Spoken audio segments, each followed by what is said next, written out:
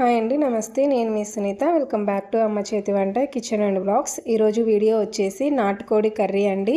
చాలామందికి కూడా నాటుకోడి ఎలా వండుకోవాలో రాదు కదా, ముక్క మెత్తగా ఉడకదు అనేసి నాటుకోడి తినడానికి చాలామంది కూడా ఇష్టపడరు.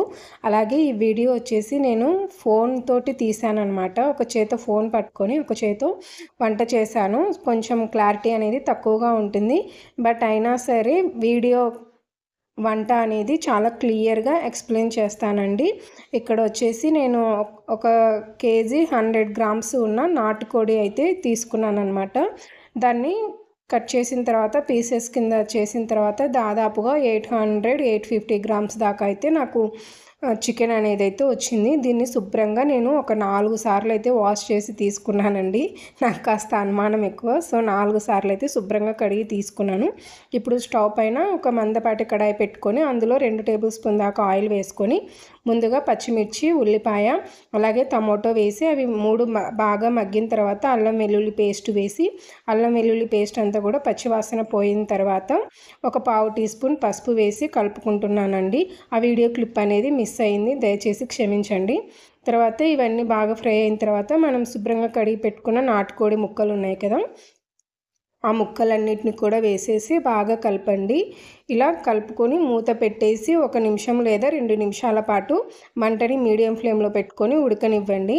ఇలా ఉడికేటప్పుడు మధ్యలో మూత తీస్తూ కలుపుతూ ఉడికించుకోవాలి. ఇలా ఉడుకుతున్నప్పుడు చికెన్ నుంచి నీరు అనేది కొంచెం సపరేట్ అవుతుందండి.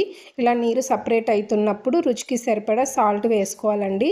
నాటుకోడికి అనేది ముందే సాల్ట్ వేసుకోకూడదు. ఇలా నీరు ఊరుతున్నప్పుడు సాల్ట్ వేసుకుంటే ముక్క అనేది చాలా త్వరగా మెత్తగా ఉడికిపోతుంది అనమాట. ఇలా ఉప్పు వేసుకున్న తర్వాత కలుపుకొని మూత పెట్టి మధ్య మధ్యలో కలుపుకుంటూ ఒక 5 నిమిషాలు బాగా ఉడికించుకోవాలి. ఈ నీరంతా ఎగిరిపోయేంత వరకు కూడా బాగా కలుపుతూ ఉడికించుకోవాలండి. మీరు ఇక్కడ చూస్తున్నారు కదా, కొద్దిగా నీరైతే ఉంది ఉడికిన తర్వాత. ఇప్పుడు రుచికి సరిపడా 1 టేబుల్ స్పూన్ కారం వేసుకొని ఈ కారం అంతా కూడా చికెన్కి పట్టేలాగా బాగా కలిపేసుకోవాలి.